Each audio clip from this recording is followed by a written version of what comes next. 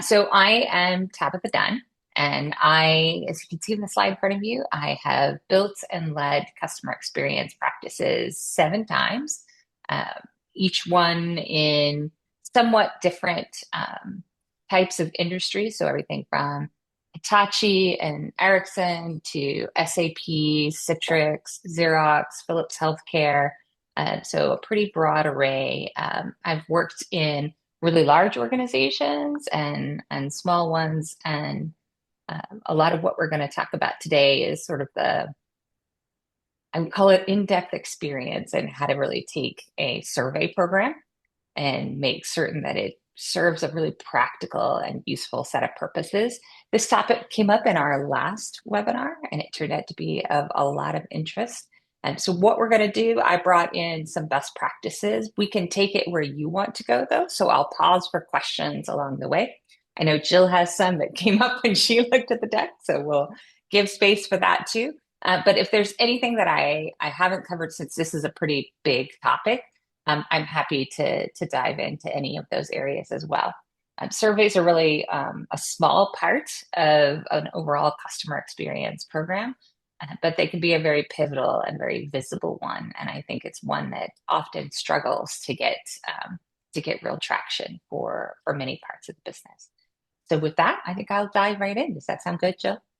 That sounds good. Awesome. All right. So let's talk about the purpose of a survey. For most companies, the purpose of a survey isn't actually necessarily clearly stated. But I thought I'd clarify it and say that, there really are 4 core purposes for a survey. The first one is identifying customer pain points. So think of identifying customer pain points as really what we're interested in from how we know what we most want to fix. The next is clarifying impact and frequency of customer pain points. So if you think about a problem, for example, we're looking at how we might want to improve customer self-service. Well, how do you do that? And what are the customer's pain points about why they won't use it? Then you might want questions in there about that help you prioritize where you might want to address that and what the root cause of it is. The third purpose of a survey is to measure progress or success of those improvements. So if you're testing a new solution or a new approach, you want to see how well it's landing with customers, or you're wanting to measure that success and give the team a goal to say, like, here is what impact you had with the result of the improvements and the changes that you made. Then that is what those types of questions are for. The last thing I put, and there's a reason I put it last, so even though it often comes first in the survey, one overall metric. So think of this as customer satisfaction, net promoter score, customer effort score, or however that primary metric is derived. And the reason I put this last is because it is in many ways the least important part of the survey. That is really, I think, the biggest challenge for people because it's the number that everybody looks at, and it becomes the thing that everybody wants to report as a result. And so what I want to share when I think about an overall metric is there's a lot of ways to pick what your metric needs to be. But in that decision process, and I'm happy to talk to you about it as you go, it has to be a metric that is really clear how it gets measured and when it moves, why it moves that way. So we can talk more about that, but it really is the least important part of the survey. And the one that gives you the least amount of information as well. So let's shift gears to talk about what makes it difficult to be successful in a survey program. These are the 3 main topics we'll cover. We'll cover purpose versus reporting, customer time versus and trust, and unclear goals and focus. So let's go with purpose versus reporting, and we'll pause after this and leave room for any questions you might have before we move to the next one. So the reason I say purpose versus reporting is most of us see, a survey in terms of the monthly report, annual results and goal setting. We see dashboards and trending, but it's not necessarily clear to us what we're doing with that. So how do you shift from your survey program is more about reporting to being much more purposeful, the first piece that I do is every question in a survey should have a named owner. So that team or that function or the leader of that area should be named, saying, I own the data that comes from this question. And the next piece is that there should be an active use case for that. Right? So you think about it, how you make it purposeful is if you say, like, for example, we have questions in our survey about the performance of our customer support people. So those agents, it might be around their behaviors, how knowledgeable they are, how effective they were at call resolution. And in each case, like there should be clear who owns that question and what are we actively doing with that data. And it's one of the areas I think that's most debatable when you think about surveys for support is what do we do with the answers to those questions? And by that, I don't mean, let's say that you have a question in there about you want the customer to rate the level of knowledge of the agent that helped them with that call. If it's not a happy answer, maybe your actions are, well, we would sit down with the agent and review the type of call and maybe give them coaching on how to solve it better. Or perhaps we'd look at like our internal knowledge base and see if there's a way we could improve how we better ensure that agents can handle that call better. The difficulty is who owns that question overall, and what are we doing with that data in order to ensure that it gets used on a regular basis? How do you track that? And how do you know that data is getting used effectively? So can you then say that as part of that every month, you know it's getting utilized? And if the knowledge level of the agents is consistently high, I often say that, for example, taking the behavior questions out entirely is is actually much more useful because you could instead ask, is there any feedback you'd like to give us regarding the people that supported you for resolving this issue? And you leave it as open text. This is particularly helpful in the era of AI, where it can do rather rapid text analytics and tell you where people might have issues or where they don't. But what it then you're not asking like a set of questions, you're only asking people one question. And if they share no feedback on the agent did a good job. If they take the time to write something in that's very positive about the agent, that's somebody who went above and beyond and impressed the customer enough to be able to write something about it. And if they do provide some type of feedback, there was an opportunity for improvement. You get a very specific use case about what went wrong and why it went wrong. That means that, you know, if you were asking two or three or four different like agent behavior questions, some of those might miss where the agent really wasn't doing something. But now that they have an open box kind of feedback, it works differently. That's what I mean about it should be really purposeful and what is your active use case for each question. And it's named like who's responsible for owning those actions and how do they report back to you? What are the actions they took on any of those questions in the past month? The next piece is designing the questions for actionability and insight. So I talked a little bit about that in the previous example, like how you might shift from asking standard rating questions that are predetermined behaviors, but instead leaving an open box. But another one might be that if you perceive, and I believe I gave this example previously, but it was popular, so I will give it again. Let's say you're trying to improve your self-service and getting more people to utilize self-service before contacting support.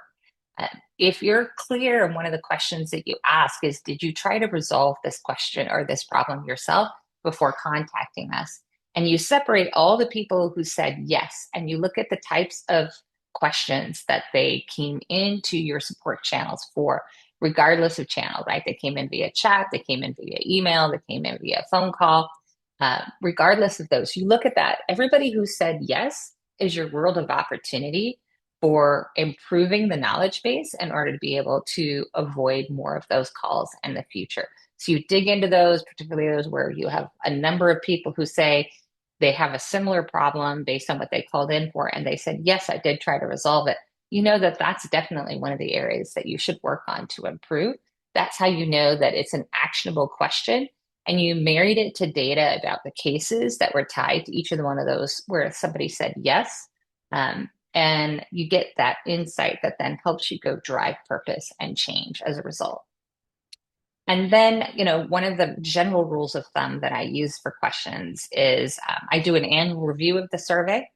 And I go back through with each of the owners of the survey questions. And I look back and say, if there's no action taken in the last year on that question, or even in the last 6 months, I'll say, okay, well, then we should take this question out because there are other things we probably want to use that space for in the survey with our customers.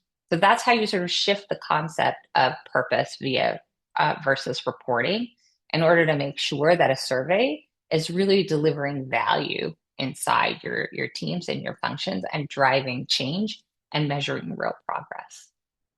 So I'll pause here for questions about anything I've talked to up to this point.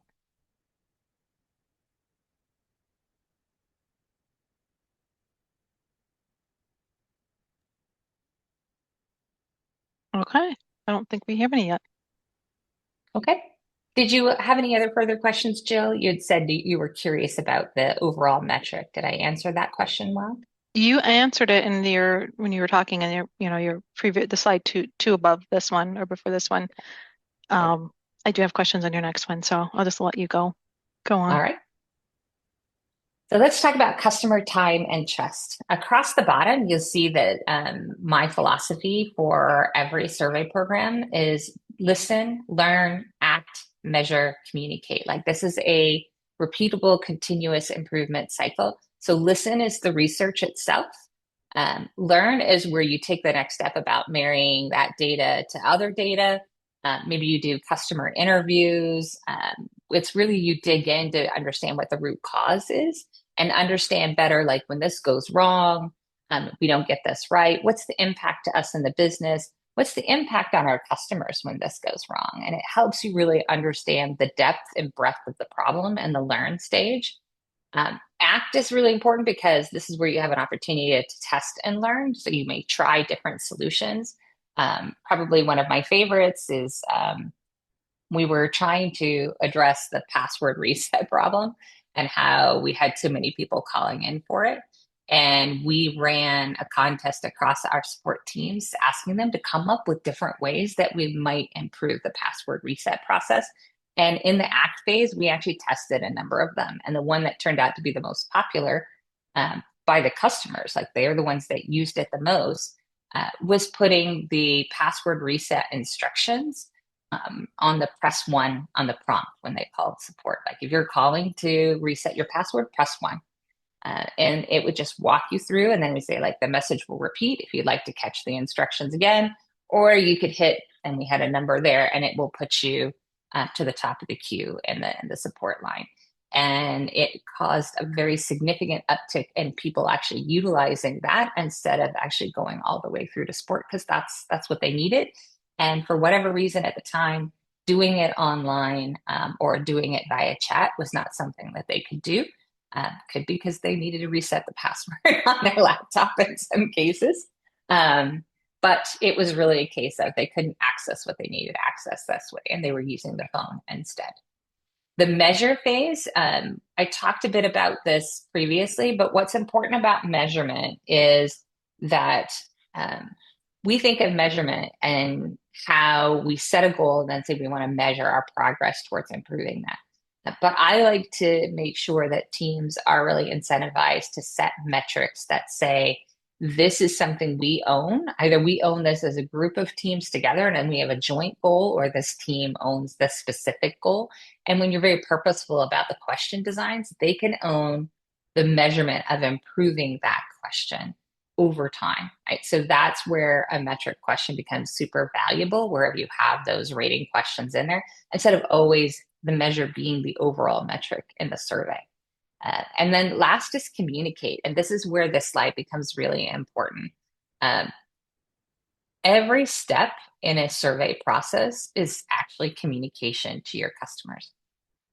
So the survey invitations that my team would typically send aren't always the same. They're often updated depending on, like, we're working on a particular thing. We might say that we're working on that in the invitation to the customers when they get the survey. Um, that is a chance to tell people that we do listen to them and we act on what we hear. Um, we scale closed loop responses. So by scale, that means like, for example, in one of the companies I was working for, we identified the top 5 most frequent pain points we were having in the business and created custom closed loop responses for each one. So one of them was our technology was having a lot of uptime issues because it was actually being rewritten and updated. We were doing a major investment in that. And what I did is I sat down with our CTO, and every quarter he wrote an update on here's what we delivered last quarter and improvements, and here's what's coming up as a sneak peek in the quarter ahead.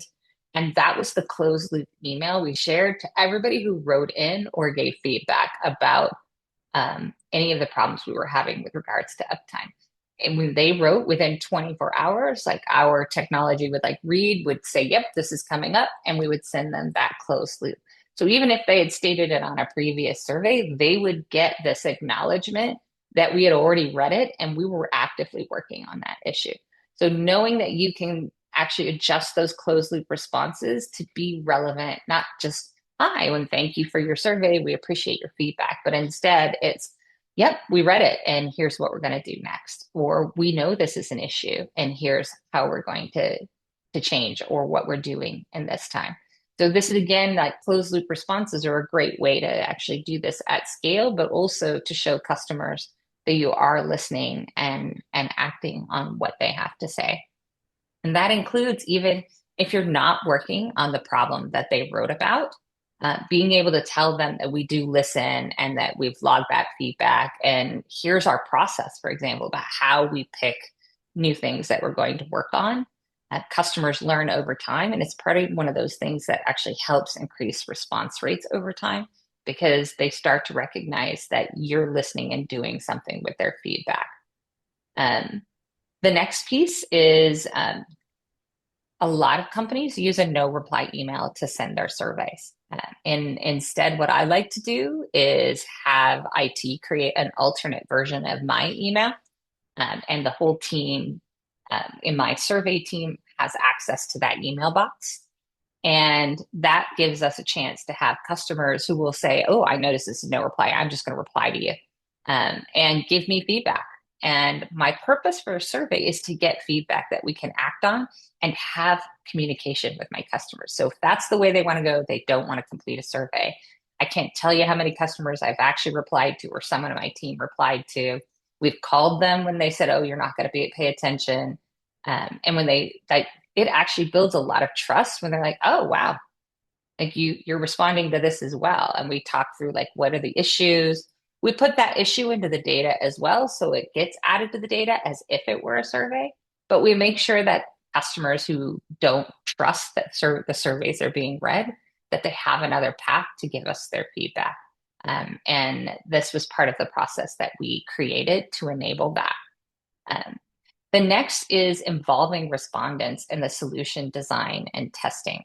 So what that often means is when I am looking to dig into a problem, I will pick customers who've given us feedback, especially those who've written a novel in the open text sections of the survey, and ask them for more information about what happens to their business when we get this wrong, or what the impact on them is, how did the resolution go. I'm looking for more insights into understanding like what the problem was, how we mishandled it, or whether it was a process issue. I feed that into that root cause analysis.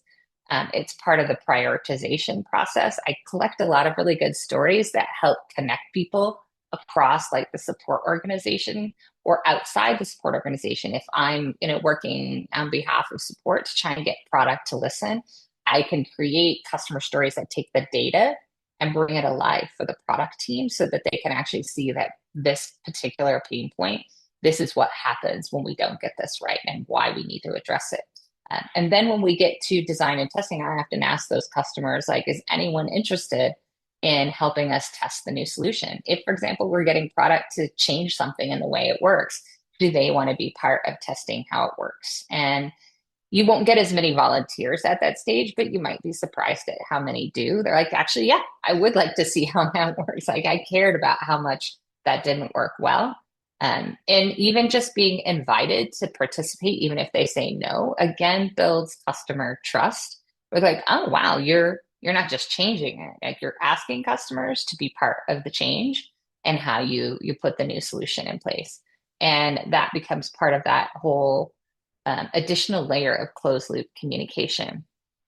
And last but not least, I love doing like annual reports to customers where we look back on the year and say, here are highlights of pain points you shared with us. I like to call out different parts of the business who took on those challenges and solved those. So we removed those issues. If there's ones we've already picked for the year ahead, I love to give, a sneak peek of here's some ones we're thinking about tackling next year. And I send it to everybody. I don't just send it to the people who completed surveys because I'm looking to increase the quantity of my data and my response rate. So I also get quality of data. So I want people to know that we listen and that we're acting on it. I also share with all the people who face customers outside of support. So if you have a customer success team or account management, sales team, I like them to know because it gives them stories because they often hear, customers complain. And I want them to know that they're armed with being saying, yeah, but we actually do listen to you and we take your feedback into account. And that has, I think it builds trust and it also helps those teams be able to say, wow, I do think that this is something that we do care about customers. And they don't necessarily throw like the support organization under the bus as a result. Like they're like, oh, yeah, no, we do stuff about this. We can't get to every problem, but we do listen and we do pick up things off that list and work on them. So that's customer time and trust. Thoughts or questions on that? So Tabitha, this is where I had some thoughts, and you've talked about some of them. Because I was hoping you would go into some examples of how you involved respondents into the design and the testing. So thank you for doing that. And then I also had a comment, the no reply email, that is something that we do with our company, and I um see those emails that when people hit reply Mm-hmm. instead of completing the survey, I see those emails and it's a little bit of a struggle because I'm like, oh, okay, thanks for this feedback. Now, how do we incorporate this into the rest of the survey data? Or Mm-hmm. and thanks for the other feedback that is not quite what we were surveying, but so now I have some other feedback. And what do we do with this? So I don't think it's I like that we don't have a no reply or we don't use no reply, but it does provide a little bit more work. Just another channel of getting this survey responses, um, and not in a nice way, as if they just did the survey. I agree, but the problem I had when we first experimented with the no reply email was that these were people who wouldn't have replied to the survey at all.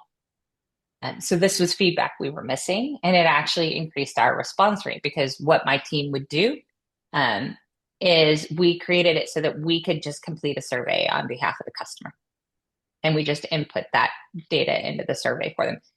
If obviously they didn't answer the overall metric question, that was fine. It was just those surveys were tagged to, my team had filled it out on behalf of the customer and that we'd stored the email or we'd had a phone call on this date and we kept that as a log.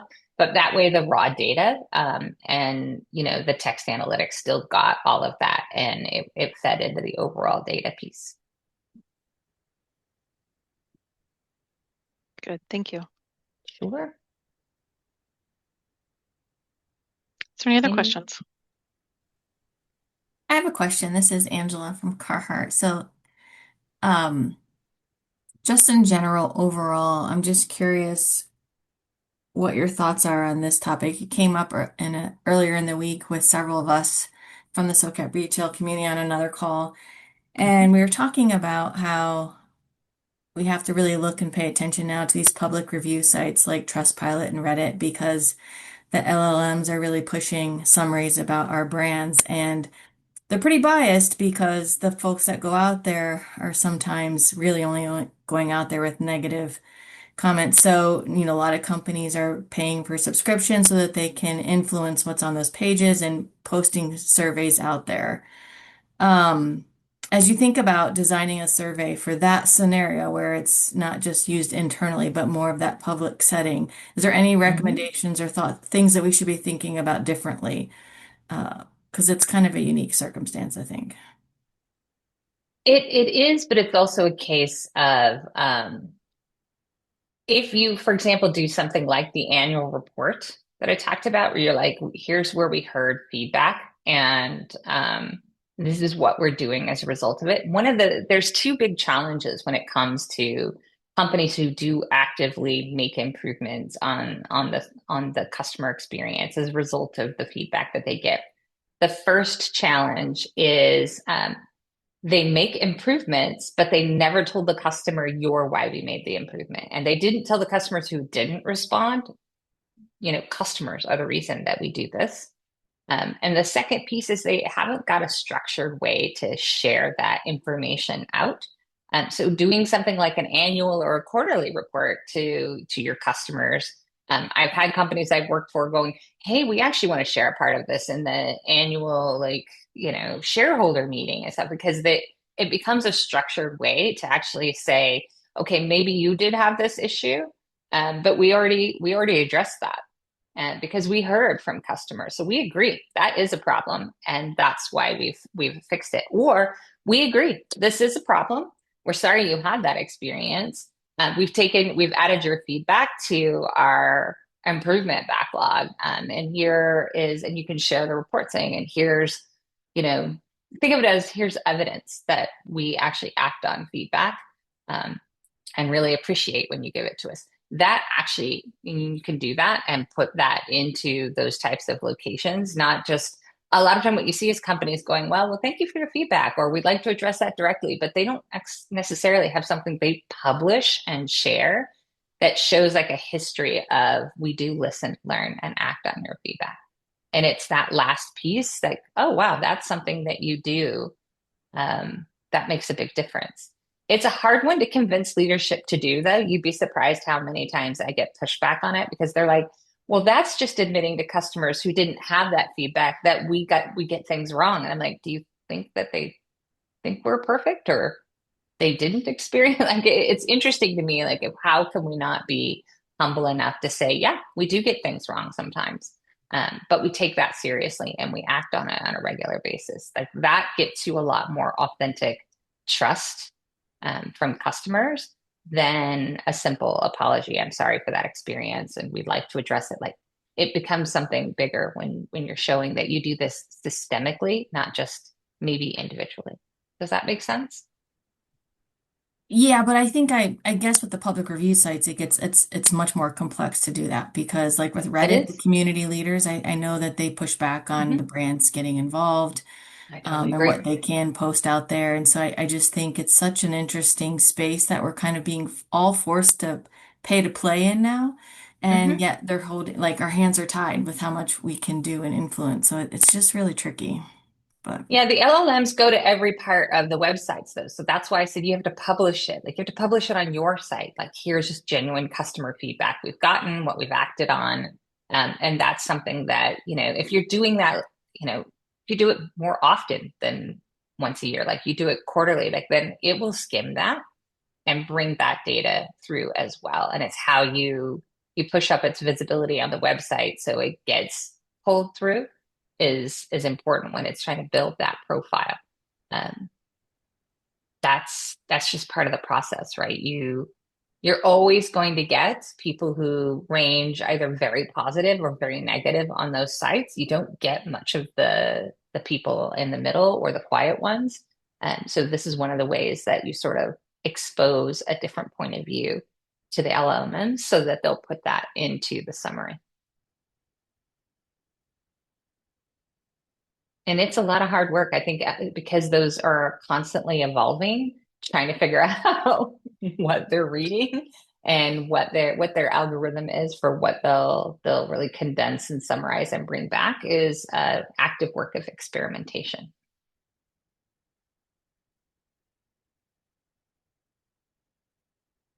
No easy answers though. Did that help? At least a little bit? Yeah, I mean, definitely. I think it's just I'm kind of newer to this space, so I'm just trying to learn as much as possible, and I'm tracking on everything you're saying.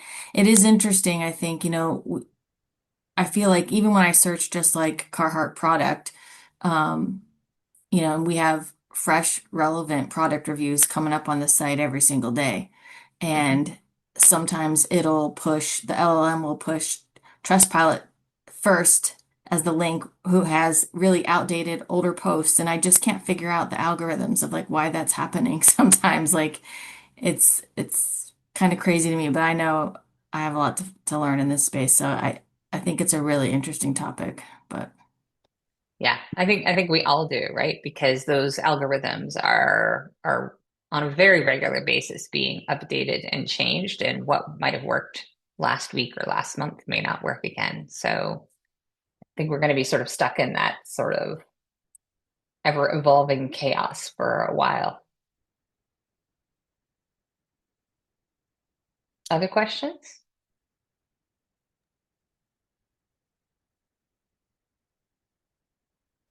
Okay. I don't hear any. Let's go on. So let's talk about goals.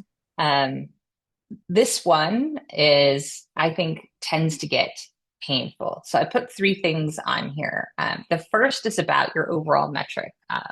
So let's say you're using customer satisfaction or you're using customer effort score. Usually, what happens at goal setting at the beginning of the year is that there's some decision that either we want to maintain our number or we want to make X number of points of improvement. And that number is, if it's an improvement goal, is sort of made in a vacuum. We didn't actually look at what um, we're going to tackle this year, what we have already planned to invest in this year. And so then the teams that now have some portion of the skin in the game are now going to have to try and figure out how they can identify enough significant issues that they can address and get them done so that they can meet that goal. And this is often, when you do it that way, that often can encourage anywhere from really bad behavior to just challenging behavior where people are like, well, I want to challenge every negative survey because I want to say, well, that's not fair. Like that's product's fault. I don't think we should be held accountable to that. That score should be tossed or, so you end up spending more time arguing about the number instead of preparing in advance for the year and saying, you can make an active proposal that says, if we tackle these four things this next year for improvement, the possible, overall metric increase would be X. But we would need to then say we agree these are the four areas we're going to work on, and we have buy-in from the teams that would need to work together on those things. Or maybe you just pick one big thing, but whatever it is, you pick the things you're going to work on and then determine how much of an improvement in the overall metric that would make, depending on how big of a swing it has in the overall number. And then you're setting your goal based on, but this is what we're going to work on, and that's how we're going to reach that number. And that becomes a much healthier way to set the goal. And the goal feels more realistic to the teams who now are being held to that goal because they're like, yeah, but I know what we're going to go do that we think will have that impact. Instead of going, great, so now we have that goal. Now we have to figure out what we're going to do about it. Does that make sense to everybody? That makes perfect sense. And it's funny as you're talking about that, I can think back in my years where that would be the first thing we'd do is we'd say we're going to improve mostly our satisfaction score. We're going to improve it by X percentage or X points or whatever. And then we go, okay, how are we going to do it? And we're like, oh, I think we're going to do it here. But we don't really have a plan in place. We don't know how we're going to do it. So then we have to rework the plan. And you're talking the examples, it's like painful memories where we'd go back and say, this one should be tossed or this one should be tossed. I worked in a company, and I would always say it's not a money back guarantee. So just because somebody bought the product and they didn't like it doesn't mean they're going to get their money back. But so many times we'd get a lot of negative survey responses because they didn't like it and we didn't provide them, with a coupon or a free product or something. And they had negative feedback, which was valid. That doesn't mean we did anything wrong, but that also doesn't mean it Yep. shouldn't be tossed out. But the hours spent in those conversations and the and almost kind of rigging of how we're going to make this Hmm. goal that was probably plucked out of the air just to show that we're making forward progress and improvement somewhere. So anyway, Yeah, and I found that a you very bring up interesting, like, oh my gosh, you're reading my mind kind of bullet point. yeah, and you do it this year, right? Is you know that you're probably gonna, be asked to do something improvement oriented next year. Instead, you make your pitch. This is what we think we're gonna tackle these issues. I think of like you talked about the money back guarantee as a good example, and I didn't put this on here, but I would say that um, when my analysis team quantifies the different issues that we see from customers, the first two big buckets we put them in are addressable and unaddressable. And instead of throwing surveys out, we might say, well, this is unaddressable. And then in the addressable section, we divide it into infrequent versus frequent and systemic issues. So we start like narrowing the boxes down to, well, this is unaddressable. And that's not like, that's something we can't change. And then out of addressable, if it's something that happens infrequently, or it's more of a problem that doesn't have the same sort of impact, you're then only going to focus on the addressable, systemic, and frequent issues, as these are the ones that we now want to say, which one of these things would we like to tackle? Which teams would be involved in that? Can we get alignment on which ones we're going to fix for next year? And that's how you start to get into what are the ones we're going to pick, is you start with putting them in those buckets and narrowing it down into which pain points you want to do. And that's how you get into smaller measurable goals. Because if you say we're going to improve, let's say you picked four things and the teams that are going to be involved in that have agreed, like, okay, yep, I know I'm committed to this. Then out of that, you will design questions that help you in the survey get to root cause, or once you start deploying different strategies for how you might improve it, or you maybe release the product change, you put in the question and you also then update the survey invitation. Like, we've made an improvement, a significant improvement based on your feedback. We love your thoughts. Like, you might put that in there, right? So you are adjusting that whole communication flow, and the goal is the question that you have in there that is for the team. So yes, overall, the organization, we're looking at improving that overall metric. But what the teams are held accountable in their annual review is the question inside the survey that's specifically about the pain point that they're addressing this year. So that's the thing they own. That way, if the overall metric tanks because, oh, I don't know, there was a year where I was working for Xerox and our printers were catching on fire, you can imagine that our customer satisfaction went down. And oddly enough, that's an unaddressable problem. Like, that was something product was working on, and we had a ton of escalations and issues around that, as we should. But that was unaddressable. Support team could not address that pain point. Like, that was being addressed elsewhere. But all the teams that had an overall metric goal that year, they all missed it. And that was a real shame because they made improvements that year, because they didn't. And this is where I learned that lesson. Like, we did not have a question in the survey that was about that pain point and that we were working on it. So you could measure the progress of improving that. So they could have made their goal and you could have rewarded them for the work they did. And they didn't get hold accountable for something that was outside of their ability to change or impact.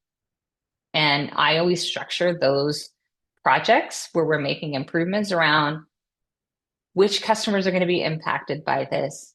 How will we make things different for them? So that's how you design the question.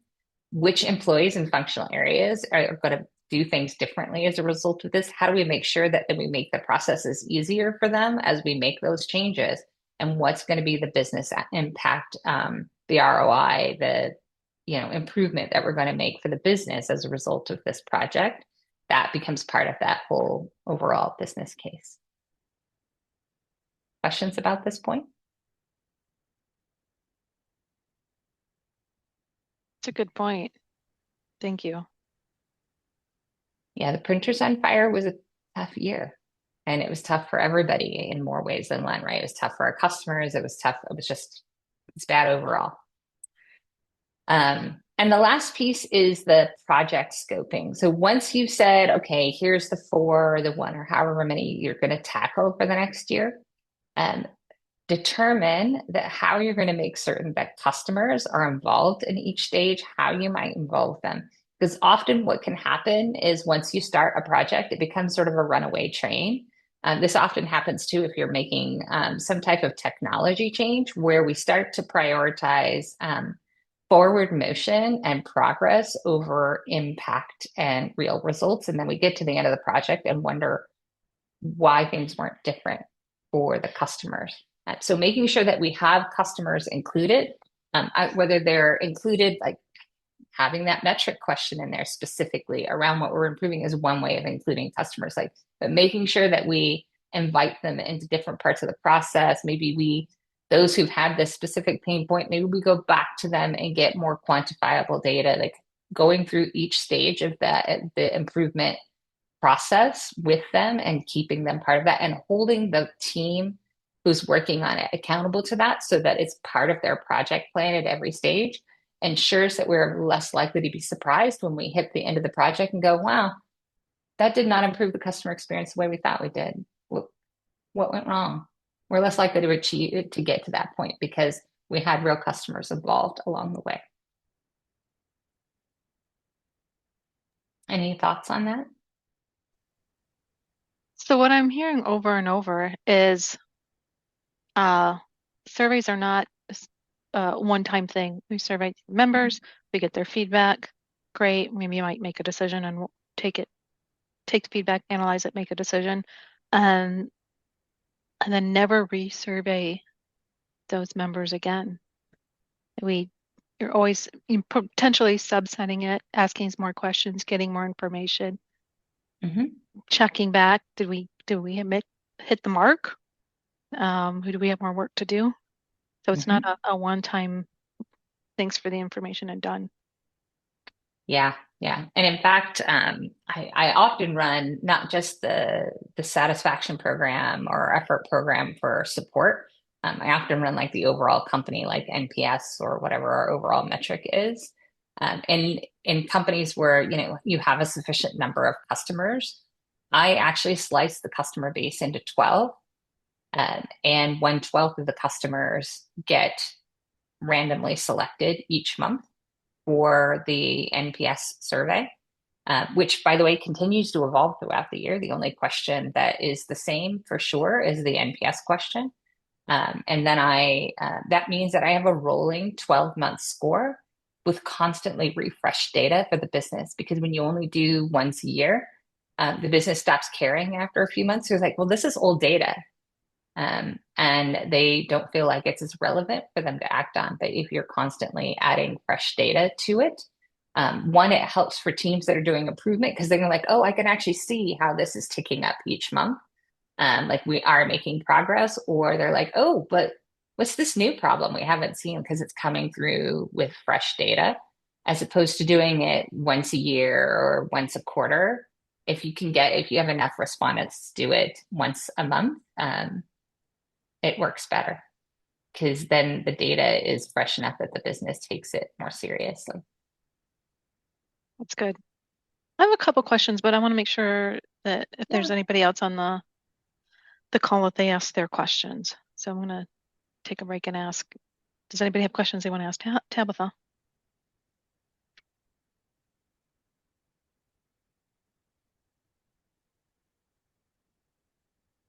Okay. Tabitha, I just want to know your thoughts on offering incentives to encourage survey participation. Have you Mm. done that? And what's your thoughts on that? I have, and it only in rare circumstances is it super useful. And part of that is it's usually in retail where it has a better chance of being useful. Um, but it should be something that is um, valuable enough to create an interest in completing it, but you also want to make sure that it's not in a way that it's going to actually introduce bias or that it's not giving you low quality data. So people are just clicking through in order to get through the survey in order to get their reward. So, for example, if I'm doing an incentivized survey where we're giving them something that equates to monetary value, uh, I do a lot more open text. And then I monitor. So I test through to see like, do people actually write things or do they just skip through? Because the more you give them questions they can click on, the less you can trust that data because they can just Mhm. click, click, click, click, click through and look, now I get my reward. And so you have to be thoughtful about how you design the survey so that it will get really good, meaty data. Um, and you can do that also where it's branching, right? So they could write something in and then it branches them into a different set of outcomes as a result. So they actually answer different questions depending on how they answer the previous one. Uh, in B2B, um, I really never incentivize, except in one case, like when I was in healthcare, you often have to incentivize doctors in order to get, it's sort of it's a expected practice. But in most cases, what you might see for incentivizing in B2B is things like for everyone who responds, we'll plant a tree or we'll do something like so you can do like campaigns like that that can increase responses that help people in that regard. But for the most part, you have to be very careful because it can feed you a lot of misinformation because the people are more interested in the incentive and not giving you good data. All right, thanks for that. As you were talking, I was thinking of all the incentivized uh, surveys, and I see them fast food restaurants. Um, Mm-hmm. I think I had a Nielsen one not too long ago. Like they were going to give me they gave me $10 for completing their survey. So Mm-hmm. that was easy, easy $10. Right. But a lot of cases, what the reason that the company is doing the incentive for you to complete the survey is because they have a goal on response rates. Hmm. But if you have a goal to increase your response rate, you should also have an equally weighted and valued score or goal on quality of the data that you receive. It's interesting. Switching topic, or not topics, but just not going away from incentives. You had mentioned you plugged this in and out as you were speaking about switching up your questions Mhm. or changing up. Uh, so let's start there. Switching up your questions. How often do you do it? Um, and why? I do it at least, I do it as an annual process every year. I sit down with the people who own each question and ask, we review what they did with it. Was it useful? If the question's already clearly designed for time delimited, so like we're going to measure progress on this thing, then I set the timer then at the beginning and saying, okay, we're going to run this question for 3 months, and then revisit whether it's working and getting us the right kind of data that we need. And that means that we're having a real conversation with the person who owns it. Like, are you getting, usefulness out of this? But for those ones that run the full year, it's just part of my annual review process where I sit down with all my stakeholders. I'm not just looking at what I might remove, but also like what challenges, as you're setting your plan for next year, what challenges are you trying to tackle? And what might we need to ask customers about that will help you in that process? And so it's not just, hey, I'm going to take your question out of the survey. It's also, I'm talking to people who don't have a question in the survey or asking you, like, what's going to be most useful to you and what you need to accomplish next year? How can customers help you with that? Mm, okay, thank you. My other question that I've seen a lot is the number of questions to be on a survey. This debate of we don't want it too long, but we want to get good data. So is there a secret number? My secret number is 10 or less, but it's usually time. Like, so how long, like, and how much time, excluding the people who write a novel, how long on average does it take to take the survey?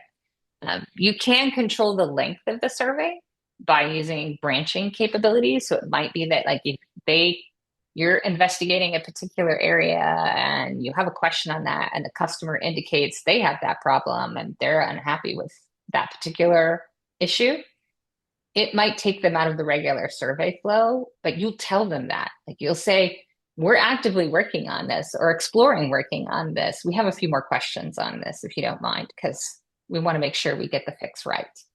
You give them that, and then you're like, okay, and then you for them the question, the survey might end up being 15, but they know why they got the extra questions, and you just told them like we're going to read this and act on it. So again, it's part of the communication of why this one felt longer, and they're more likely to want to complete it. Okay, and what is the time? Do you have a certain magic time? It depends on your customers and how they work. So, for example, like in the healthcare thing, like we couldn't even send them surveys online because they would never take them. They wanted a phone call. So it cost me more money, but that meant I had more time, right? That's partially why we gave them an honorarium as part of the incentive program. But the timing has to be somewhere around 60 to 90 seconds. To complete the whole survey? Mm-hmm. Wow. If it's taking them 3 or 4 minutes and you think about how often you stay on something for 3 or 4 minutes, it's not very long. Now, not to date myself, but like 15 years ago, 3 minutes would have been a good bar. But people don't stay on that very long. It's thanks to, scrolling activities like following Reels or TikTok or whatever, people like they'll just exit out of your survey. And then one of the cleanest ways you know that your survey is too long is, do they quit halfway through? Do they X out of the survey? They don't submit it, or do they just skip a bunch of questions? You know your survey is too long.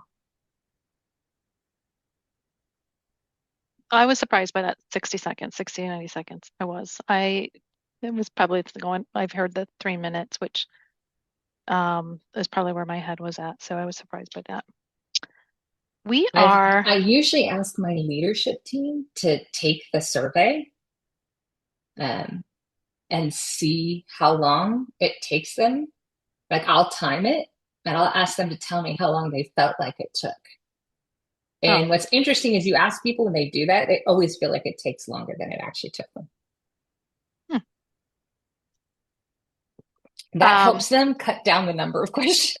Because if you're not willing to complete the survey, or you feel like that took a long time, and you're like, yeah, no, that took 84 seconds. They're like, did it? Yeah. I have other questions, but we are at time. So we're at 2 minutes to 5, and at least we're on the eastern side of the United States. I just want to know if anybody else had questions, comments that they wanted to squeeze in the last minute and a half. I just want to say from a SOCAP perspective, Tabitha, thank you. I will say, listening to your information around surveys, we do some of our members also. So I was taking some notes, and I'm happy to inform people that if she was here, that our marketing person is 100% and aligns with you. So it's good to have that reinforced when we all question, can we have a survey about this and this and this and this, and what it takes. So I appreciate that very much, and giving me the extra support and effort and help also in that space. Oh, I'm glad. I hope this was useful. I hope everybody took away at least one tip that they could go apply. I hope so too. I wonder if anybody was like me and as they're hearing this, they're like cringing at their surveys that they're doing, and they're like, oh, yeah, we're in this example of she's saying not to do. And the only reason I know the examples is because I've lived every single one. So don't feel bad. That's how I learned to fix each one. I'm like, what? Why are we doing it this way?